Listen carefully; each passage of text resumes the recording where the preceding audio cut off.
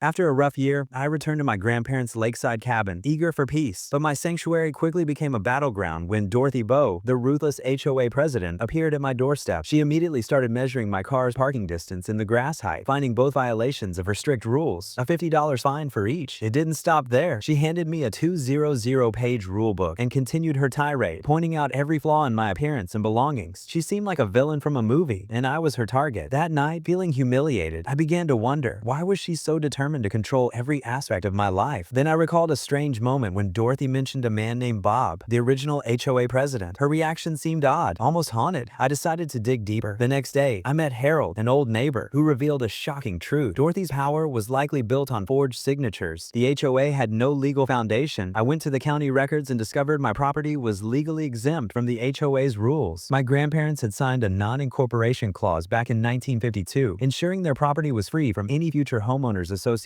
Dorothy had no jurisdiction over me. Armed with this knowledge, I started testing her authority. She immediately issued fines for minor violations, and when I called her out, she called 911, claiming I threatened her. The police saw through her lies, especially when I showed them the legal documents proving my exemption. In just 6 minutes, I took action, calling the county, a lawyer, and several neighbors. I uncovered even more. Dorothy had never been legally elected as president of the HOA. The HOA itself had been formed using forged signatures of deceased residents. At a community meeting, I exposed everything, leading to the overwhelming decision to dissolve the HOA. A few weeks later, the community was transformed. No more arbitrary fines, no more control. I even bought Dorothy's house at half value, turning it into a community garden and center. Dorothy fled, and Lakeside was finally free from her oppressive rule.